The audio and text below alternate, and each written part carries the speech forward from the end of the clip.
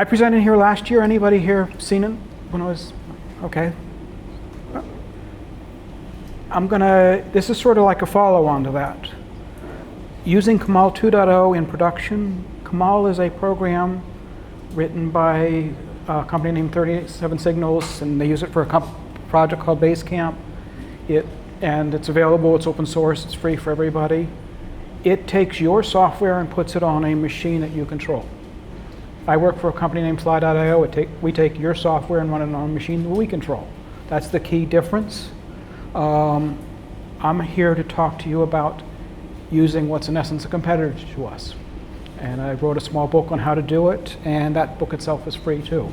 So I'm here to sell you on writing a free book, going to get a free book on doing something that is our company does for fee. The presentation I gave last year, I said this is sort of a follow-on. I'm going to quickly scan over a couple of things. This was actually the presentation last year. Imagine if you could give each user your software the experience of having a dedicated server machine assigned to them. Brief history of me, that hasn't changed. I retired from IBM 5 years ago after working there for 39 years. I wrote an app that does ballroom showcase scheduling. I unretired in August 3 years ago and worked for a company named Fly.io. It's a ballroom dance scheduler. I also wrote a book, Agile Development with Rails. Been doing that since 2008. And it's been revised frequently. As I said, I work for Fly.io. The app schedules ballroom dance showcases. The application's live. You can feel free to try the demo. It's fully functional. The source code is also open source and free.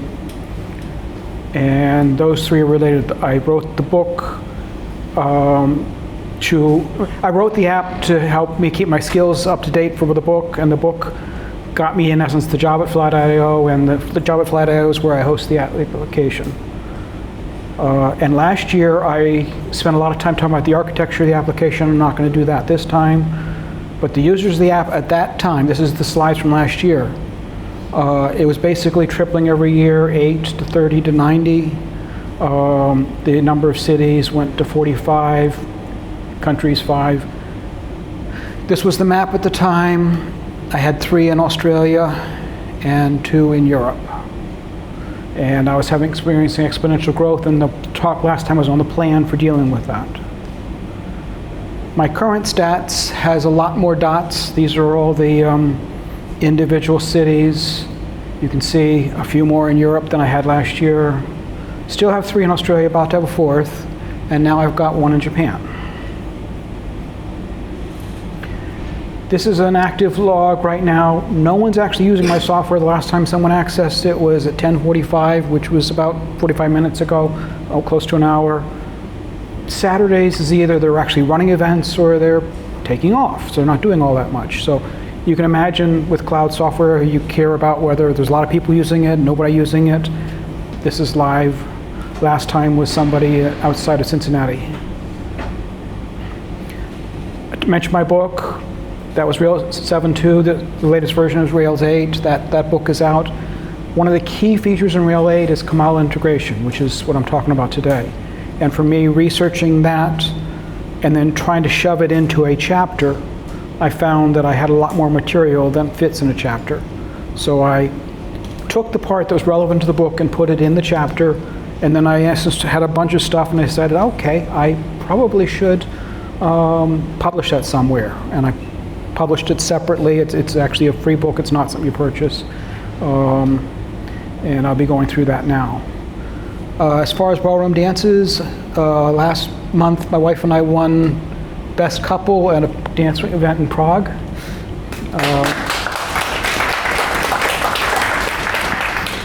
And this is the story on the using Kamal 2.0 in production. This page, if you just Google using Kamal 2.0 in production with Fly.io, you'll come to this page that explains why I wrote the book, and it's got a link to the actual book itself. The book is online, and basically it's going to be a lot of text and examples and whatever, and step by step going through it.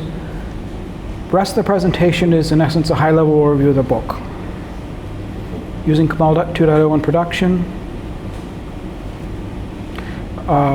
If you scan that, that will actually take you to the page. Everything that I've got is online. The source code, the presentation, the book itself, it's all open source and free.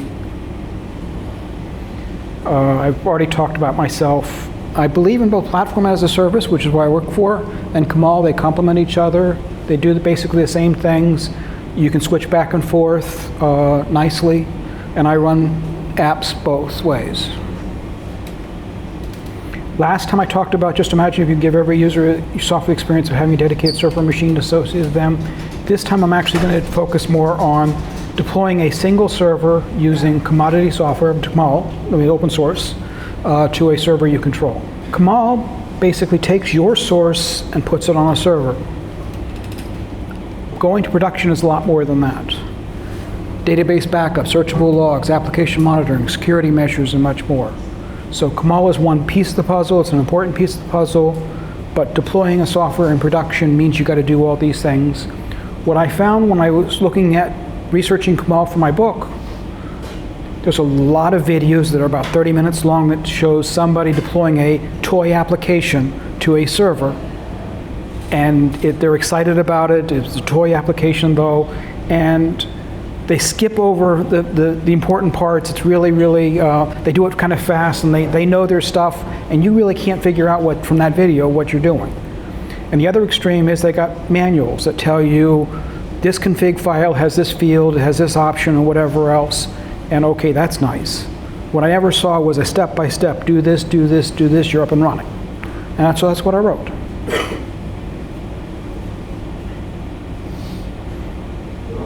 What is Kamal?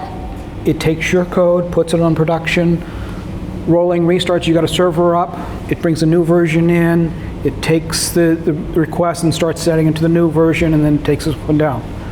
Asset bridging, if you've got static files that have changed, it'll keep both sets. Does a remote build, accessory service management. Technical jargon about what it does. It's built on Docker, originally for Rails, works with any containerized app. If you can build a Docker file, it can deploy it. And that's what Flight.io does also. There's a big knowledge gap. Someone who wrote an application, I'm mentioning Rails here, but you could write your language of your choice. You're an expert on your business domain application development web framework, but you may not be an expert on Docker containerization, Linux system administration, network and security, infrastructure management. That's what Kamal helps with. And 3 main sections of the book. The first, deploy, getting started. It actually tells you how to step-by-step get up and running. That gets you to a point where you got your code on a machine. Going to production, the second part of the book goes through production readiness, inclusion, recap, and alternatives. Prerequisites and presentation. As I said, 30-minute videos on here's how you do it, and you see fast, step by step. Get your SSH key, get a server, VPS or dedicated. The book actually has got individual sections on how to actually find a provider, pick one, what prices are, domain name. The manuals and stuff that I see says if you want to have a domain, well, you're going to want to have a domain. Okay, container registry account, password management, optional, separate builder. The recipe configuration. Kamal's got 2 basic files to deal with. Config deploy.yaml. It's got your service name, image registry details, server IPs, SSL proxy settings, volumes, persistence. These are things which, I mean, if you're new to all this stuff, it sounds complicated. The book has just got step by step. Here's, you do this, you get that, put it in here. Kamal Secrets is where you manage your secrets. I mean, passwords and the like, Rails master key, API credentials. You put it there so that it doesn't end up leaking out. First, deploying commands. Kamal is as simple as bin Kamal setup. That'll get you up and sets up the server. And then what you do for subsequently is bin Kamal deploy. That will actually take updates to your server and deploy them. Setup does install Docker host, builds and pushes image, starts container, runs migrations. Migrations are updates to the database for a new schema, and configures SSL. So Kamal takes care of all of that for getting you up and running based on your config file. That's where the Kamal stuff stops. Getting to production, you really got to worry about a few more things. Security best practices. Yeah, you got stuff on your server, but you really don't want people to hack into your server. Things like ports 2280 and 443, if you've been around for a while, that's common knowledge. If you've not been around, these are just magic numbers. And again, the videos I see don't assume that you already know all this stuff. You want to have a firewall, and you want to expose those 3 ports, and only those 3 ports. 3 basic attack vectors, things that you can do wrong, and the book's got a few things that you could do. Your application, keep your dependencies updated in your server, the firewalls. Backing up your database. A common database is SQLite, another common database is Postgres. With SQLite, there's a tool called Lightstream that will back up your database continuously. It's worth looking into if you're using SQLite. If you're using a database like Postgres, my strong recommendation is you get a managed database. I've seen too many people say, you can deploy your own version, and guess what? At midnight on a Saturday, you find it's all crashed, and you know nothing about databases, and it's up to you to fix it. SQLite is great. That's what I use. You can manage it yourself. If you want to go to Postgres, I recommend you let somebody else manage it for you. We've got a product for that, but lots of people do. Pick the one that works for you. Lightstream backs up in real time in S3. Point-in-time recovery, you can say back it up, restore it as of 10:30 a.m. yesterday, a minimum performance impact. And it's as simple to set up as a configuration with an endpoint, a bucket, and a path. Logging and monitoring. Having a server that's out there that you can't tell what people are doing. I showed you a quick view of a log that's showing individual requests that were made. As I said, with Cincinnati, Ohio, 10:45 was when they finished. Vector is a tool, again, another open source tool that for log aggregation, collects logs from multiple services, ships to various destinations, highly performant, easy configuration. Also, there's other tools that you can look at. These ones may cost money, Sentry, Prometheus, and Health Checks, keeping your server up and running. Going to production, as I said, is a lot more than just simply getting your bytes there. Performance with Thruster. There's a little tool, it's a server written in Go that does HTTP2 and asset caching. HTTP2 allows you to have bidirectional messaging, and also multiple messages, multiplexing. Send file support, HTTP2 out of the box, automatic asset caching. It's another piece you put in addition to your application that will handle these things for you. Staging environments. Strongly recommend you put your server up, put it up on a separate server. It actually can be the same server with a different DNS name. And I show in the book how you can actually have multiple DNS names for the same server, so it doesn't actually require you to buy more hardware or anything. But putting your software up before you actually put it in production lets you get bugs out. Again, things you won't see in your 30-minute videos of, hey, Kamal's so great, or in the manuals that say this is specifically how you do. The key insight, Kamal's proxy allows multiple apps per server. Continuous deployment. Deployment should be as simple as push to GitHub. And this is just, there's a section that describes exactly how you set that up.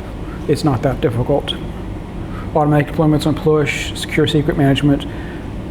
Having it through GitHub means you're going to put your secrets in yet a different place too. So it's one more thing to worry about. Zero downtime updates. So my scaling journey, single user, single machine, multiple users, separate databases, multiple machines. I've got some services that handle printing or whatever. I mean, last time I went through some details on that. Backup and logging, admin up. You can't make problems disappear, but you can make them smaller and more manageable by having tools like this. I mentioned exponential growth, and last year I had showed the first 3 lines. My growth has continued considerably. Number of events is more than tripled. Number of cities, not quite doubled, but and the 4th continent. I've been scaling continuously with, this is real life production software, not a toy piece of thing, and people are using it.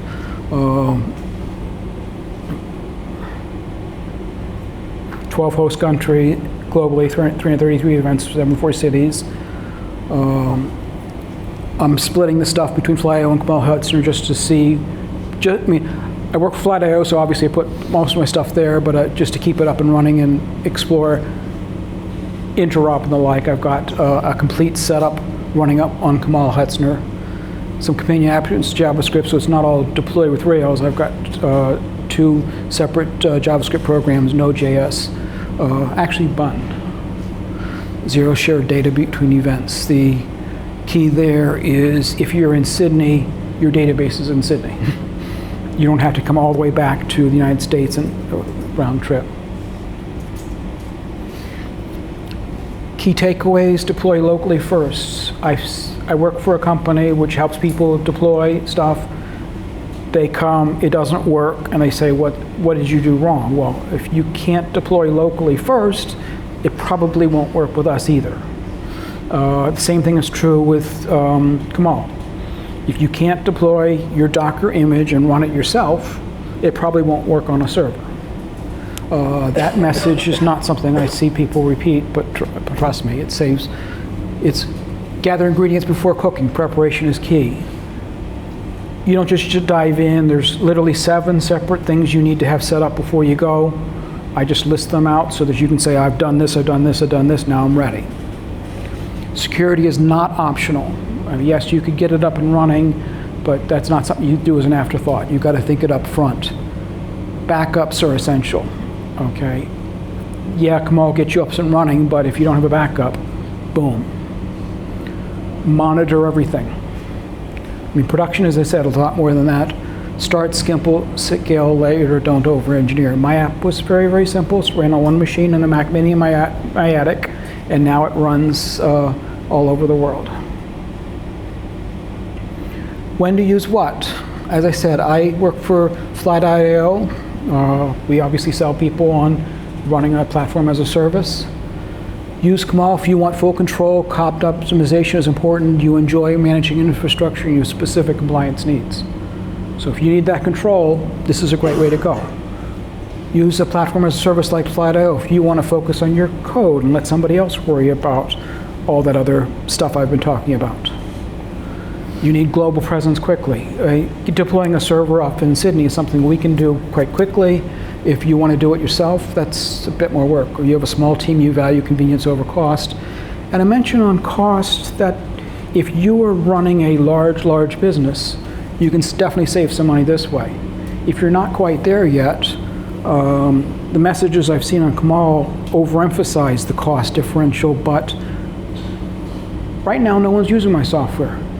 No one's being charged for it either because all the servers are idle and they're in Flat.io, they're idle. Here, if you got your own servers, you're being charged.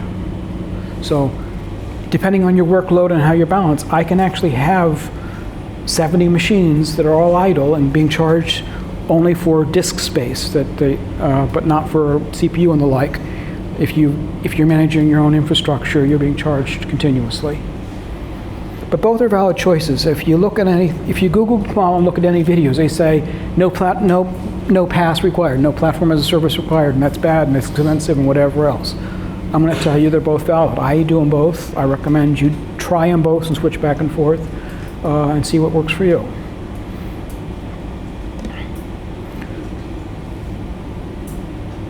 This is a continuous journey. This is an update from last year. What I'm working on next is a small Go web server that handles the multi-tenancy and the dynamic process management, routing and asset. I'm currently using Nginx and Passenger. the routing between multiple machines and whatever else is not built into that. I've got my own scripts and the like that do that. I'm now trying to harden them up and build them so that other people can use them, so they can actually build their own networks of machines with or without Flat.io. So this is just watch the space. All right, whether I come back next year and report on it or not, this code base is going to still be there.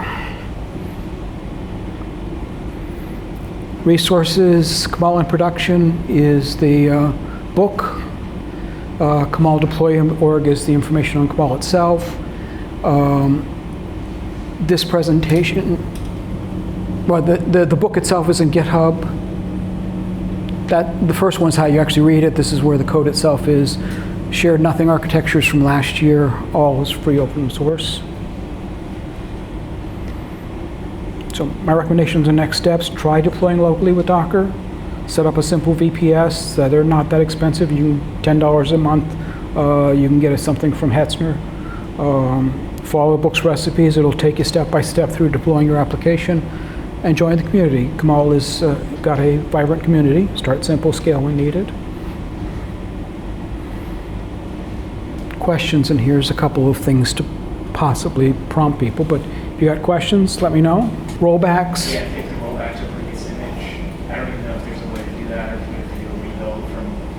In essence, I do it with rebuild. Basically, it's all my sources stored in GitHub. So if I revert a commit and then I push that, that's how I do the rollback.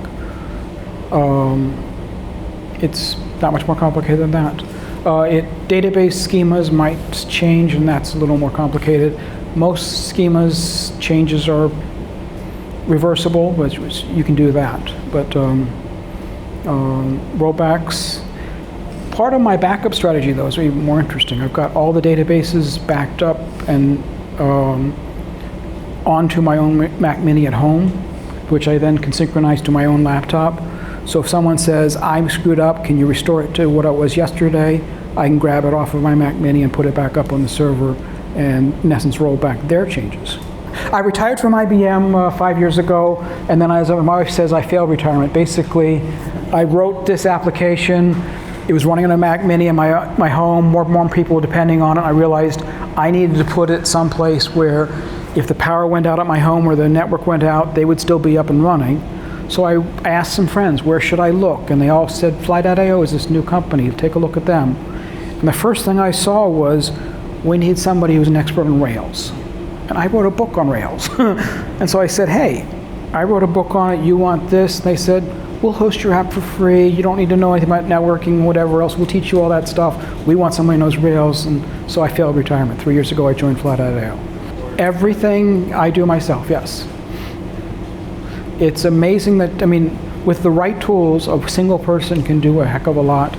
And this year I found Claude Code, and I found out that not only can I do amazing things by myself, I can now do a lot more amazing things even faster.